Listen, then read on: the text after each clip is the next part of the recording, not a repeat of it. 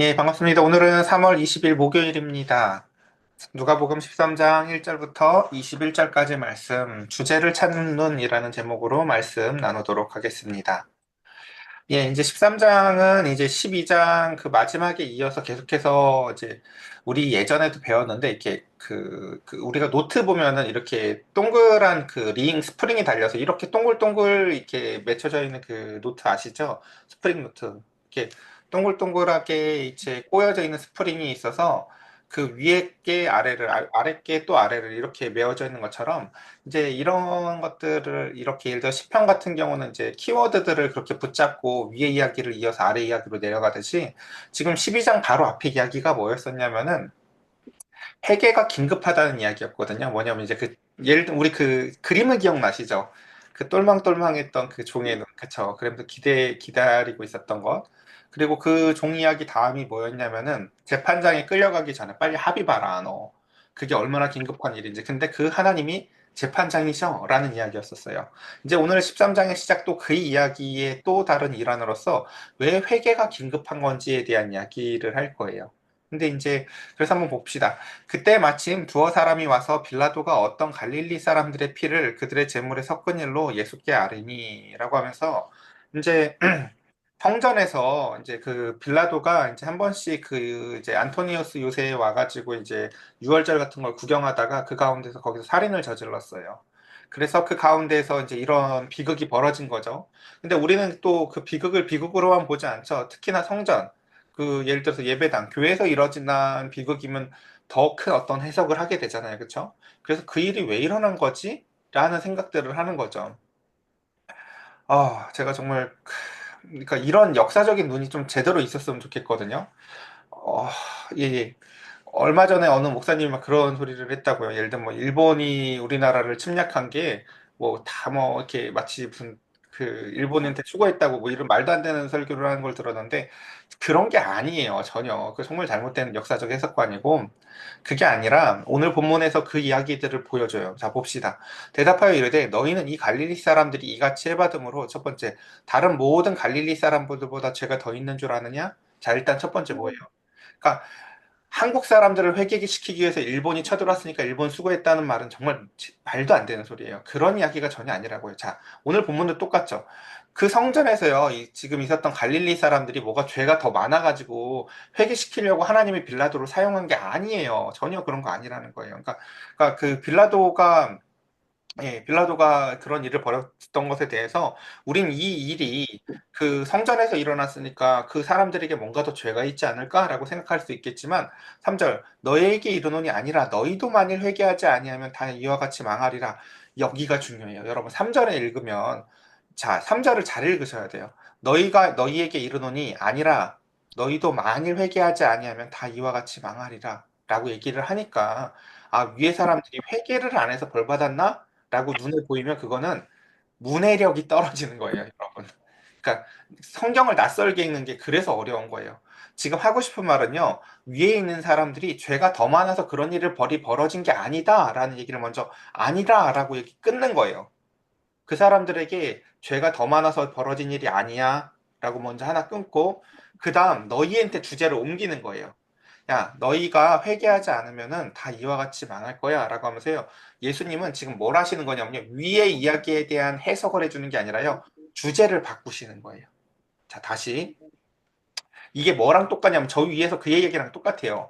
예수님, 그 형이 저희한테 유산을 제대로 분배해 주지 않는데요. 이것 좀 해결해 주세요. 라고 했는데 예수님이 어떻게 해요? 나는 그거 해결하는 사람이 아니야 하고 주제를 어떻게 바꿔요? 탐심을 물리쳐 라고 주제를 바꾸죠. 탐심을 물리쳐가 위에 거에 대한 그 해석이에요?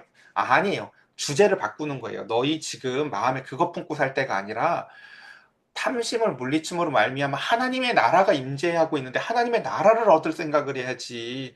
지금 유산 이 땅에 있는 그 형이랑 그 관계 가운데서 있는 유산에 목맬 때가 아니야 라고 주제를 옮기는 거지 이게 그 위의 이야기에 대한 해석이 아니라고요. 그러니까 지금 제가 왜 계속 이렇게 반복하냐면요. 생각 없이 3절을 읽으면 계속 위에 사람들이 회개를 안 했으니까 벌을 받은 것 같고 그래 뭐죠 우리도 다 회개해야지 라는 이야기로 읽힐 수 있기 때문에 제가 지금 계속 요 이야기를 반복하는 거예요. 다시 꼭이요. 자, 이 사람들이 죄가 더 많아서 이런 일이 벌어진 거다? 아니다라는 거예요. 그러고 나서 다시 반복해요. 하나님의 주제, 하나님의 관심사는 무엇이다? 주제를 바꿔서 우리 모든 사람들이 회개하지 않으면 하나님의 심판은 언제든지 눈앞에 와 있는 것이다. 라는 것이 주님께서 우리에게 갖는 관심사다라는 것입니다. 그 다음 4절. 또 실로암에서 망대가 무너져서 치여서 18사람이 예루살렘에서 거한 다른 모든 사람들보다 죄가 더 있는 줄 아느냐? 너희에게 이르노니 아니라 너희도 만일 회개하지 아니하면 다 이와 같이 망하리라 라고 하면서 우리는 이제 그런 또 말놀이들을 좋아하죠. 야, 그 사람들 거기서 왜 죽었대? 뭐 죄를 졌나 보지. 뭐 이렇게 말을 하기 좋아하지만 예수님의 해석은 단호히 무엇이라고요? 그런 거 다 아니라는 거예요. 그 사람들의 죽음에 대해서는요, 주님께서 해석을 해주지 않아요. 그리고 나서 그 앞에 듣고 있는 너희에 대한 이야기만 하죠. 너희도 회개하지 않으면 이라고 하면서 너희에 대한 이야기이지 그 사람들의 죽음에 대한 해석이 아니다라는 걸 꼭 기억하셨으면 좋겠습니다. 그래서 첫 번째, 비극은 더 많은 죄의 결과가 아니라는 걸 여러분 꼭 기억하셨으면 좋겠어요. 그러니까 우리는 그런 것들을 좋아하거든요. 야, 그럼 그 일이 왜 일어났어? 예수님이 뭐라고 대답해요? 대답을 안 해줍니다. 예수님 그거요. 그 일이 왜 일어났는지에 대해서는요. 그리고 두 번째, 죄를 회개하지 않으면 심판은 누구에든지 임한다라는 걸 기억하는 게 더 중요하다는 거예요. 남일이죠. 근데 예수님이 보시기엔 그거 남일이 아니거든요. 회개하지 않은 모든 영혼들 앞에 닥쳐 있을 심판이 지금 눈앞에 있거든요. 그들이 관심을 가져야 될 것은 남이 그러니까 이런 거죠. 우리 뭐 감옥을 가본 적은 없지만 지금 어떤 사람들이 감옥에 gat혔는데 그 가운데서 혹은 어떤 사람들이 죽음을 맞았죠. 개인적인 종말을 맞았는데 그 가운데서 밖에서 사람들이 떠들길 좋아하는 거죠. 쟤들 뭘 잘못해서 죽었지? 근데 주님께서 뭐라고 얘기해요? 니네도 죽을 건데 너네 할 일이 지금 눈앞에 있는데 라고 얘기를 하시는 거죠. 그러면서 또한 그 심판이라는 것이 죽음이라는 것이 대단히 지금 이 앞에 두 사건처럼 무엇이에요? 사실은 갑자기 임하는 거야 라는 것을 또 기억하라는 거죠. 그러니까 우리한테 얘기하고 싶은 게 뭘까요? 삶을 회개를 통해서 어서 가치 있게 살아야 된다라는 이야기를 하는 거예요. 그러니까 남 이야기처럼 이제 강 건너서 불 구경하듯이 저리 왜 일어났대라고 하면서 자기한테 안 일어날처럼 전혀 일어날 일이 아닌 것처럼 살아가서는 안 되고 우리에게도 언제든지 일어날 수 있는 비극이고 동시에 그거보다 더 중요한 것은 그 뒤에 심판이 있다는 것을 기억하며 속히 회개하는 삶을 살아라라는 것입니다. 자, 그다음 6절. 그러면서 그것을 비유로 이렇게 말씀하세요. 이에 비유로 말씀하시되 한 사람이 포도원에 무화과 나무를 심은 것이 있더니 와서 그 열매를 구하였으되 얻지 못한지라 포도원지기에게 이르되 내가 3년을 와서 이 무화과 나무에게서 열매를 구하되 얻지 못하나니 찍어버리라 어찌 땅만 버리게 하겠느냐 라고 말씀하시죠. 자, 한번 이 비유를 생각해 보자고요. 농부가 우리 포도원이나 무화과 나무는 구약 성경에서 아주 그냥 끊임없이 나왔던 주제라는 것을 기억해요. 그러니까 우리가 처음에 교회에 나와서 신약 성경만 먼저 읽은 사람들한테는 조금 낯설겠지만 구약부터 제대로 공부해 본 사람이면 알아요. 포도나무는요, 그냥 예수님이 이스라엘 백성에 대한 전형적인 비유라는 것을요, 그렇죠? 그러니까 그 하나님이 이 땅에 이스라엘 백성들을 좋은 포도나무로 심고 나서 오래오래 참으시고 기다리시고 막 할 거 다 했다. 이사야서에선 그 주장을 하시잖아요, 하나님이 그렇죠? 하늘과 땅을 불러다가 야, 더 할 수 있는 거 있으면 말해봐. 내가 안 한 게 있으면 말해봐. 라고 하면서 얘기하시죠. 근데 그러고 나서 3년을 와서 주님께서 3년, 여기서 3년이라는 것은요, 예수님의 공생의 시간, 이런 거 아니고요. 그냥 충분한 시간을 의미해요. 예수님께서는요, 충분히 기다렸다. 라는 것을 이야기해요. 근데 그 충분한 시간 이후에도 그들이 그 가운데서 열매를 맺지 않아요. 여기서 열매는 뭘까요? 회개를 통해서 하나님과 관계가 회복되어지고 더 중요한 열매는 뭐예요? 사람과 관계가 회복되어지는 것이에요. 사람과. 그러니까 우리가 농부가 그렇잖아요. 이게 좀 정원을 꾸미는 게 아니라요. 열매를 맺으려고 하는 짓이라고요. 열매를 맺으려고. 지금 내가 이게 풀이나 보자고 하는 짓이 아니라 그 너머에 상상할 수 없었던 열매, 성령의 열매, 사랑의 열매, 이런 것들을 맺자고 하는 게 지금 농부의 궁극적인 목적이라고요. 그러니까 농부가 제일 행복할 때가 여러분 그러니까 언제겠어요? 당연히 추수할 때죠. 추수할 때요. 이 모든 수고를 참는 것은요. 그래서 우리는 근데 중요한 것은 무엇이에요? 우리는 거기에 나와 있는 다 가지 같은 존재였다는 거예요. 그 뭐죠? 저기 뭐야? 예. 저희 송정동에 떨어져 있는 그 안혜영 가지가 하나가 있고, 그쵸? 우리 또 수유동에 떨어져 있는 이필세 가지가 있고, 이렇게 가지들로 떨어져 있었는데, 하나님이 어느 날 우리에 떨어져 있었던 가지 같은 인생을 붙잡아가지고 예수님한테 접붙였다는 거죠. 그리고는 주님께서 뭐예요? 3년을 기다리신다는 거죠. 충분한 시간을 기다리시면서 그 가운데서 열매 맺어라, 열매 맺어라. 그리고 우리를 또 다른 객체, 우리를 또 다른 나무로 보세요. 나무야, 너는 이제 더 이상 가지가 아니라 나무야. 열매를 맺어야 돼. 예수님으로부터 양분을 얻어서 네 안에 있던 옛 인격이 사라지고 세례 받았잖아. 이제는 새 인격이 네 안에서 움돋아서 예수님의 인격의 열매가 자라나야 돼. 라고 주님께서 충분히 기다린다는 거죠. 근데 그 기다리는 시간 뒤에도 열매를 맺지 않는 것을 무엇이라고 얘기해요? 땅만 버리는 것이고 의미 없는 삶을 사는 것이다. 라고 농부는 그렇게 보신다는 거죠. 그러니까 저나 여러분들이나 우리의 삶에 있어서 가장 고통스러운 것은 무엇이어야 되냐면요. 인생이 의미 없이 흘러가는 것이에요. 사실. 저도 시간 낭비하는 걸 정말 싫어하거든요. 그게 제가 싫어하는 게 아니라 성경에서 보면 하나님이 싫어해요. 하나님이요. 그러니까 그 인생을 낭비하는 것에 대해서.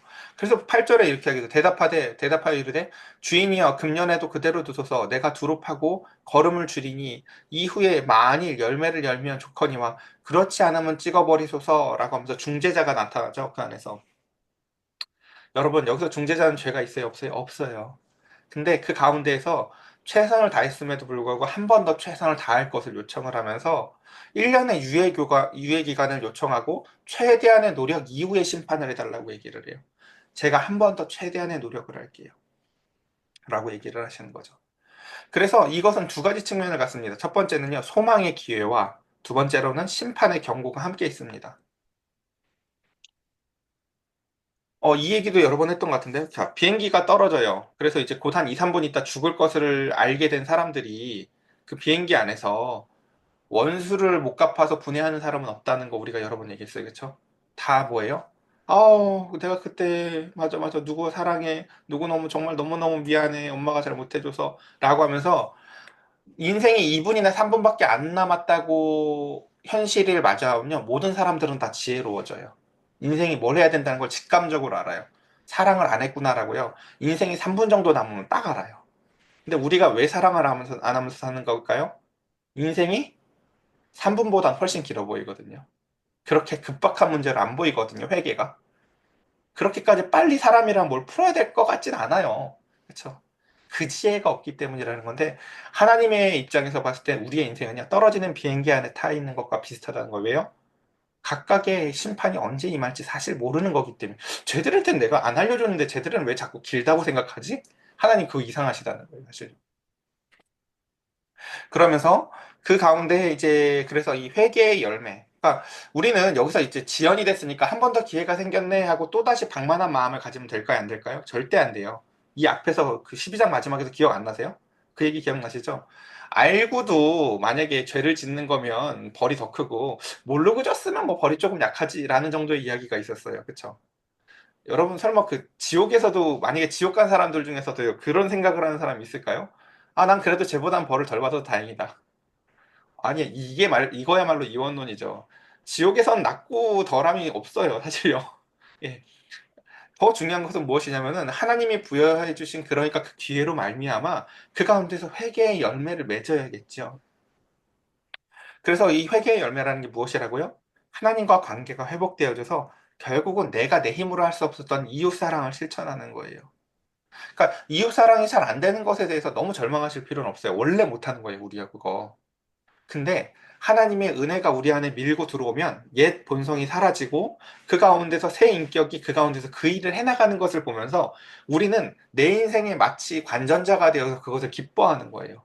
야, 내가 이장원이 이런 인생을 사네? 라는 것이죠. 여러분이 여러분들의 인격에 기대할 수 없었던 인생을 살아나가게 되는 게 열매예요. 내가 이걸 오래 참네? 어머, 내가 이걸 기뻐하네? 어머, 내가 이게 속상하지 않네? 라는 것도 말이죠. 그러면서 그 뒤에 봅시다. 10절. 예수께서 안식일에 한 회당에서 가르치실 때 주님은요, 지금 바빠요. 예수님은요. 하나님의 나라를 선포해야 되거든요. 가난한 자들, 묶인 자들요, 빨리빨리 풀어주고 그들에게 정말 그러니까 예수님 입장에서 그런 거죠. 겨자씨 한 알 같은 심령이 가난한 사람들한테 겨자씨 한 알 같은 은혜만 내려줘도 노임받고 자유함을 얻고 살아갈 인간들이 있는데 여기선 3년을 농사를 지어도 반응을 안 하는 인간들이 동시에 있다는 것이죠. 그러니까 주님 입장에서 그러니까 빨리빨리 옮겨 다니고 싶겠죠. 이 인간들이 아니라 바리새인들이 아니라 그 가운데서 18년 동안 매여 있던 어느 여자를 놓여주는 게 빠르지. 그렇죠? 그러니까 그래서 요한계시록에서 우리가 기억해야 될 것 중에 하나가 뭐예요? 주님께서도요. 그래서 그 종들에게 촛대를 옮기신다라고 표현을 한다고요. 그러니까 전 제일 두려운 게요. 교회 오래 다니면서 심령이 강팍해지는 게 제일 두려운 것 같아요. 약이 없어요. 약이 없어요. 정말. 그런 것들처럼 그 반면에 제일 은혜로운 게 뭐냐면요. 교회를 30년 다녔다는데도요. 마음이 말랑말랑한 사람이 전 세상에서 제일 신기해요. 정말 가장 그게 은혜로운 거예요. 30년쯤 다녔으면 목사님 설교 다 들어본 거 아니겠어요, 사실요? 아유, 또 저 얘기나 또 저 얘기. 아유, 이 목사는 그 할 비유도 없나 봐. 맨날 똑같은 소리, 맨날 짓달 얘기. 그렇죠? 맨날 듣다 보면 똑같은 얘기 아니겠어요? 근데도 불구하고 다시 본문 일때 빨리 넘어갈게요. 시간이 없습니다. 안식일에 주님께서 회당에 가서 가르치십니다. 근데 18년, 18해 동안에 귀신이 들려서 앓고 꼬부라져서 조금도 펴지 못하고 있는 한 여자를 여러분 떠올려 보세요. 그러니까 참 안 어울리죠. 여기선 회당에서는 하나님의 말씀이 전해지고 있는데 하나님의 말씀에 능력이 있고 권위가 있고 하나님이 사랑이라고 맨날 설교하지만 나랑 아무 상관이 없는 여자가 여기 있어요. 하나님이 사랑이면 뭐예요? 그렇죠? 나는 여기서 이러고 있고 아무도 나한테 관심을 안 줘요.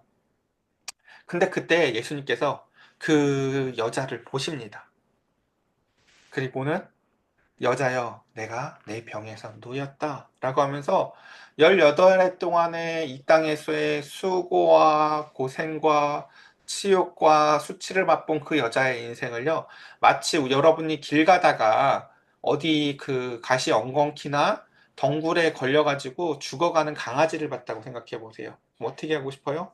풀어주고 싶죠, 막. 그의 목에 메어져 있는 철조망을 풀어주고 싶고, 그의 입에 메어져 있는 누군가가 한지 모르겠지만 그 악한 것 줄들을 다 풀어줘서 그를 만져주고 풀어주고 싶죠. 예수님 눈에 보이기엔요, 이 여자가 그렇게 보여요. 아휴, 왜 회당 앞에서 저렇게 있었니? 아유, 이거 마른 것 좀 봐. 얼마나 이렇게 있었던 걸까? 라고 하면서 예수님은요, 그 여자의 인생에 자유함을 주세요. 그래서 13절에 안수하셔요. 일부러 병만 치료해 주는 게 아니라요. 안타까운 거예요. 불쌍하고. 아유, 그래서 여자가 곱혀고 하나님께 영광을 돌립니다. 주님도 기뻐하시고 그 여자도 너무너무 행복하겠죠. 아무도 나를 바라봐주고 아무도 나를 치유해줄 능력이 없었는데 예수님께서 그 여자에게 이와 같은 자유함을 주십니다. 우리는 그래서 예수님의 사명이 곧 우리의 사명이기도 하거든요. 예수님의 사명이 뭡니까? 가난한 자에게 복음을, 갇힌 자에게 자유를 주는 것이에요. 그리고 또한 우리 저 앞에서 또 다 배웠던 것들을 기억해 보세요. 예수님이 하신 이 일은 다 뭐예요? 사탄보다도 더 강한 자가 되시기 때문에 그의 나라를 침탈하시는 거예요. 예. 사탄보다 더 강하신 예수님께서 그에게 매여져 있던 자들을 하나님 주님께서 건져 오시는 거죠. 자, 근데 문제는 여기서 생기죠. 14절. 회당장이 예수께서 안식일에 병을 고치는 것을 보시고 분을 내며 무리한테 이렇게 이야기를 합니다. 일할 날이 엿새나 있었는데 뭐하고 왜 안식일에 젖으시냐? 저기서 라는 거죠. 그동안에 와서 고침을 받을 것이요. 안식일에는 하지 말 것이니라. 번역을 그냥 이렇게 해놔서 그렇지 이게 무슨 뜻인지 아시겠어요? 야, 내가 회당장이야. 내가 율법의 전문가고 내가 하나님의 뜻을 잘 알거든. 안식일에 사람을 고치는 건 하나님의 뜻이 아니야. 라는 게 지금 회당장의 이야기예요. 하나님이 눈에 안 보인다고 말을 이렇게 해요. 하나님의 뜻이 이거다, 저거다. 근데 회당장은 자기가 갖고 있는 성경 지식을 가지고 하나님의 뜻이 뭐라고요? 6일이나 있었잖아. 안식일을 고치는 건 하나님의 뜻이 아니야. 라는 거예요. 그러니까 정말 전 진짜 무서운 게 뭔지 아세요? 이 회당장이 아니에요. 회당장에게 배워가지고 멍청해질 성도들이 너무 무서워요. 똑같은 이야기를 어디 가가지고 하고 다닐 거 아니에요. 하나님의 뜻은 안식일엔 냅둬 저런 거. 마음이 같이 강박해져요. 왜 이 바리새인이나 이런 사람들 싫어하는지 아시겠죠? 자기도 못 들어가고 남도 못 들어가게 만드는 거예요, 이렇게. 하나님의 마음이 그래요? 17절, 15절. 주께서 대답하여 이르시되 외식하는 자들아 너희가 각각 안식일에 자기 소나 나귀를 외양간에서 풀어내어서 이끌고 물을 먹이지 않냐? 맞아요. 유대인들이요, 얼마나 그 이상한지 우리 예전에 얘기했잖아요. 그쵸? 엘리베이터도 자기가 안 누르고 다른 사람들을 시켜서 안식일에 누를 만큼까지 진짜 이상하잖아요. 이 유대인들이요, 그 가운데서 유대인들도 똑같은 사람들이거든요. 그 유대인들이 안식일에요, 주로 소나 나귀들을요, 이제 6일 동안 이제 짐승이요. 여러분 한번 상상해 보세요. 우리가 농사 짓는 사람이 없으니까 상상이 잘 안 될 수 있는데, 밭에서요, 나 대신에 막 그 소가 막 그 밭을 기경한다고 6일 동안 일하면서 빼짝 마른 소를 보면 어떡하겠어요? 마음이 측은지심이 가겠죠? 짐승이라도. 집에서 그냥 이쁘다고 키우는 개 한 마리도 그렇게 귀여운데, 나 대신에 내 밭을 위해서, 우리 집안을 위해서 노동하는 그 짐승이 얼마나 귀하고 이쁘겠어요. 그래서 안식일에는요, 그 짐승들을요, 풀도 뜯게 놔두고요, 안식일에는 주로 그 물을 먹였다고요, 항상. 이 유대인들이요. 그러니까 예수님 입장에서는 그게 너무 환장스러운 거예요. 야, 너희는, 그치, 내가 준 너희에게 주신 그 하나님의 마음, 양심이 있잖아. 그래서 그 양심 갖고 너희들 그 짐승을 풀잖아. 먹게도 하잖아. 너희 위해서 수고했다고. 근데 하나님이 저 메인 그 여자를 풀어주는 건 이상하니? 니네가 짐승 먹이는 건 당연하고? 라고 말씀하시고 계세요. 그러니까 놀랍게도 노동하는 가축에 대한 동정심에 기인해서 주님은 이 비유를 통해서 설명을 하시죠. 그러니까 이게 왜 그러냐면요. 아까도 얘기했잖아요. 우리 인생이 3분 남았으면 사랑을 하는데, 모르니까 사랑을 잘 안 한다고 얘기했잖아요. 마찬가지예요. 지금 회당장 입장에서는요. 아니, 인생이 길잖아. 뭐 6일 있었잖아. 얘가 뭐 응급 환자는 아니잖아? 이렇게 보인다는 거죠. 이게 응급 환자가 아닙니까? 자기 일이 아니니까 그렇죠. 하루도 더 그렇게 살기 싫어요. 하루도 더. 예. 내 일이 아니니까 어제나 오늘이나죠. 자, 그래서 마지막 16절. 그러면 18해 동안 사탄에게 매임받은 이 아브라함의 딸을 안식일에 이 매임에서 푸는 것이 합당하지 아니하냐? 지금 요 앞에 제가 빨간색으로 표시하는 게 뭐냐면요. 저 하지 말 것이니라 이게 이제 조금 그 의미적으로 번역하면 이런 거예요. 야, 하나님의 뜻은 이거야 라고 회당장이 이렇게 얘기했거든요. 그러니까 다시 예수님이 그 말을 그대로 갖고서 얘기하는 거예요. 하나님의 뜻은 이거 아닐까? 라는 거예요. 음, 그러니까 논리적으로 들리는 거죠. 예, 여태까지 저 회당장, 그러니까 지금 예수님은요, 이 회당장뿐만이 아니라 무리들 들으라고 하는 말이에요. 너희들 여태까지 회당장이 저게 하나님의 뜻이라고 가르쳤지. 안식일에는 짐승은 먹이면서 사람에 대해서는 측은지심도 갖지 않고 그거 아니라는 거죠. 니들이 짐승에 대해서도 갖고 있는 게 측은지심이 있는데 하나님이 사람에 대해서 그와 같은 마음이 없으시겠니? 라는 거죠. 하며 17절 예수께서 이 말씀을 하시며 모든 반대하는 자들은 부끄러워하고 온 무리는 그가 하시는 모든 영광스러운 일에 기뻐하니라 라고 얘기하며 안식일의 참된 의미는 도리어 치유하기 제일 좋은 날이 안식일이라는 거예요. 너희도 안식일에 먹이잖아. 안식일은요, 갇힌 자를 풀어주기 제일 좋은 날이에요. 안식일은요, 심령이 가난한 자가 그 가운데서 자유함을 받기가 가장 좋은 날이 바로 생명의 회복이 가장 풍성하게 있는 날이 바로 안식일입니다. 그래서 마지막입니다. 그러므로 여러분 성경 읽을 때 제일 중요한 게 뭐다? 이런 거. 그러므로 앞에 거 이야기의 결론이에요. 앞에 거 이야기의 결론. 그러므로 예수께서 하나님 나라가 무엇과 같을까? 자, 지금 그 주제가 뭐예요? 지금 계속요? 주제를 잘 파악해야 돼요. 저기 지금 무슨 나쁜 일이 벌어졌죠? 그 나쁜 일에 대한 이야기가 아니라 회개가 중요해 라고 얘기했었고요. 주제는 회개지 그 사람들이 왜 그런 일을 당했는지가 아니야. 여러분 점쟁이한테 찾아가면 인생이 왜 망하는지 알아요? 주제 파악을 둘 다 못하거든요. 이 일이 왜 벌어졌죠? 그 일은 왜 벌어졌어? 멍청이들이에요. 하나님한테 여러분 이 일이 왜 벌어졌죠? 인생의 중요한 주제는 그게 아니라 탐심을 버리는 거고 인생의 중요한 주제는 그게 아니라 회개를 빨리 하는 거야 라고 주님은요 주제가 뭔지를 알려줘요. 주제를 모르는 것들끼리 저 불속 같은 어디 점쟁이 집에 들어가가지고 서로 주제도 아닌 것들을 가지고 한 명은 부적을 쓰고 한 명은 뭘 방울을 돌리고 속 터져요, 속 터져 진짜. 인생의 주제를 파악해야 돼요. 우리 인생의 주제는요 하나님만 아세요. 그래서 마지막 그러므로 지금 우리 인생의 주제가 뭐다? 마지막으로 하나님 나라가 뭐와 같지? 하나님이 우리한테 알려주고 싶은 가장 큰 인생의 주제가 뭔지 아시겠어요? 하나님 나라예요. 하나님 나라의 통치를 받으면서 사는 게 우리의 인생의 최고의 주제야. 라고 알려주세요. 그러면 이렇게 얘기하시죠. 사람이 채소밭에 갖다 심은 겨자씨 하나 같아. 누가는요, 남자와 여자를 의도적으로 반반 계속 섞어요. 어떤 남자가요, 겨자씨 하나를 채소밭에다 심었어요. 자라서 나무가 되어 공중의 새들이 그 가지에 깃들어느니라 라고 얘기를 하면서 남자가 지금 저 뒤에다 백향목을 심은 게 아니에요. 겨자씨를 심어요. 저 작은 게 어마어마하게 켜져서 새들까지 깃들게 되지. 하나님 나라의 특징이 저래. 또다시 요번엔 한 여자가 있어요. 여자가 가루가 서말이 되는 큰 데다가 요만한 작은 누룩을 넣었더니 그게 다 부풀어요. 하나님 나라의 특징이 뭔지 아시겠죠? 굉장히 작은 게 전체에 영향을 미친다는 이야기를 두 가지 이야기를 통해서 하고 싶은 거예요. 그래서 예수님의 수고가 이 겨자씨와 같고 누룩과 같고 잘 눈에 띄지도 않고 굉장히 작아 보이지만 예수님의 십자가의 죽음이 겨자씨와 같고 누룩과 같아 보일지 모르겠지만 우리 한 사람 한 사람의 수치와 자기 십자가가 겨자씨와 같고 누룩과 같이 보일지 모르겠지만 하나님이 역사하실 때 그것이 전체를 부풀게 하고 심지어 새까지도 깃들 만한 우리에게 내 속에 내가 너무 많아서 누구 한 사람도 포용할 수 없었었는데 이제는 새들이 와서 쉴 수도 있는 그와 같은 저와 여러분들이 하나님의 나라로서 변화되어지길 간절히 축복합니다. 우리 시간 함께 같이 기도합시다.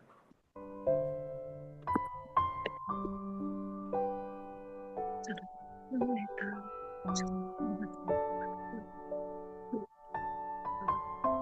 오늘은 맞아. 감사합니다.